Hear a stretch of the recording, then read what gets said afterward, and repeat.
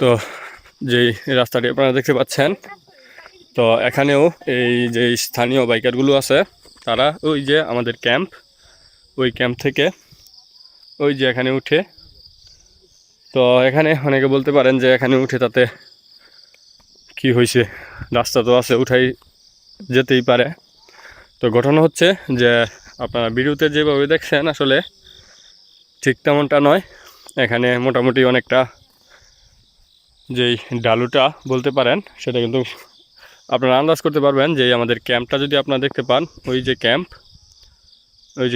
ওই ক্যাম্প থেকে যদি এদিক দিয়ে আসে আর এখান দিয়ে যদি আপনাদের ওই যে উপরে যায়, তাহলে এটা আসলে মোটর সাইকেলের যেই সামনের দিকটা মনে হয় উপরে আর পিছনের চাকাটা লাগে নিচে, আবার নামার সময় সামনের চাকাটা লাগে নিচে এবং পিছনের চাকাটা লাগে উপরে, মনে হয় যেন পিছনের চাকাটা উপর দিয়ে ঘুরে পড়ে যাবে।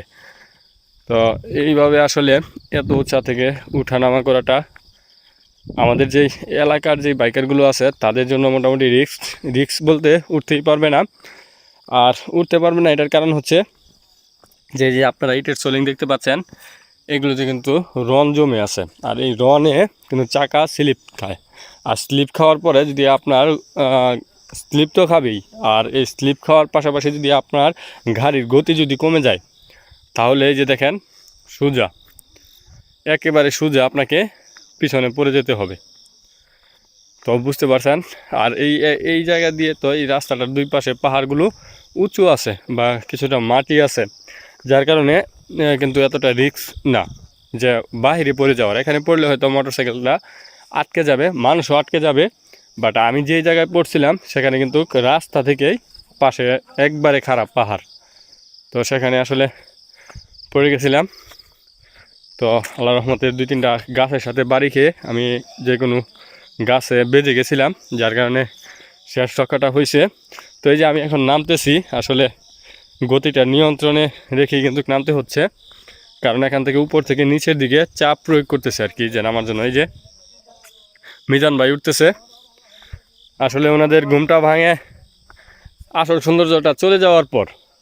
আসল সৌন্দর্য বলতে এই যে আমরা যে ক্যাম্প আছে, এই ক্যাম্পের নিচ দিয়ে কিন্তু বৃষ্টি ছিল বা ম্যাঘ ছিল, সেই ম্যাঘগুলো কিন্তু এই ভদ্রলোকরা পায় নাই, কারণ ঘুমের জন্য। আচ্ছা মিজান ভাই, অনুভূতিটা কিছু বলেন।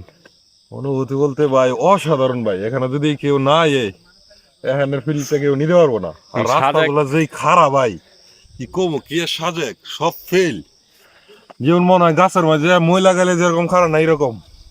ঠিক আছে ভাই, আচ্ছা যান দেখে আসেন। আচ্ছা দেখে আসেন। তো ওই যে এখানে যে বিষয়টা হচ্ছে যে আপনাদের এখানে হয়তো কিছুটা ফিল নিতে পাচ্ছেন যে এখানে কিন্তু খুব বেশি দূরে না আমি ক্যাম্প থেকে, তো রাস্তাটা একেবারে এখানে খারাপ, আপনারা বুঝতে পারবেন। তো তারপরে ভিডিওতে দেখা যাচ্ছে না যে খারাপটা। তো এই যে গতিটা কিন্তু শরীরের যে গতিটা বলতেছি, সেই গতিটা কিন্তু নিয়ন্ত্রণের বাহিরে রাখতে পারতেছি না। তো এখানে যে বিষয়টা হয়েছে যে উঠার চেয়ে নামাটা বেশি কষ্ট মনে হচ্ছে। আবার এই যে পায়ে যে জুতা আছে, এই জুতাটা কিন্তু আবার স্লিপ করে। তো আসলে এই যে রাব্বি ভাই আসতেছে, রাব্বি ভাই, তো রাব্বি ভাই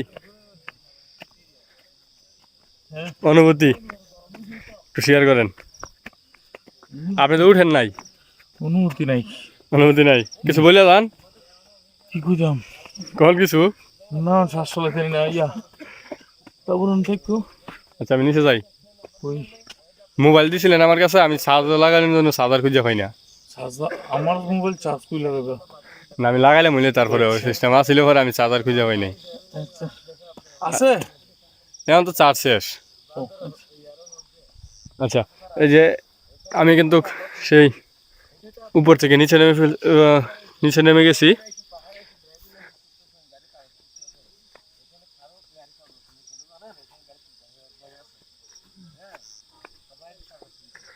তো এখানে দেখেন যে খুব বেশি বাইকার কিন্তু আসে না, তো আমি কিন্তু বাইক নিয়ে চলে আসছি।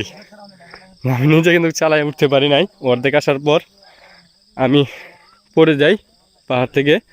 তখন এখানে স্থানীয় একজনের সহযোগিতায় আমি উপরে উঠছি।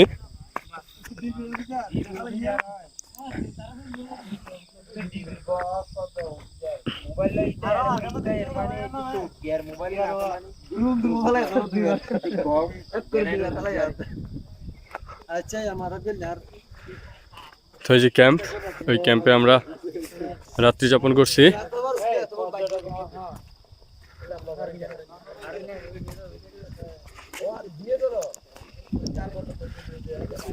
ওই যে চূড়া,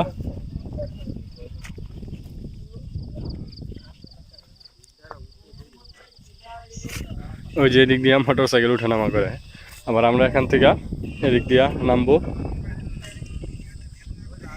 তো এই যে আমাদের ক্যাম্পগুলো এখানে, এই যে এগুলো, এই যে এখানে 5টা, এখানে 2টা। তো এই মিজান ভাইয়ের মোটর সাইকেল। তো সবাই ওইখানে চলে গেছে, আমি নিচে চলে আসছি। তো এই যে হাবিব ভাই এটাতে ছিল হেলমেট, আর আমি এটাতে ছিলাম।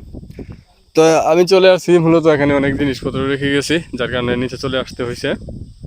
তো এই যে এখান থেকে নেমে আসলাম এখন। ওই যে সূর্যটা উঠতেছে, আর আপনারা যদি দেখেন এই যে মোটর সাইকেল আসতেছে, আর আমরা এই দিক দিয়ে আসছি। এখানে আসলে একটি মাত্র রাস্তা, দেখেন। তো এটা মোটামুটি সমুদ্র পৃষ্ঠ থেকে 1660 ফিট উপরে।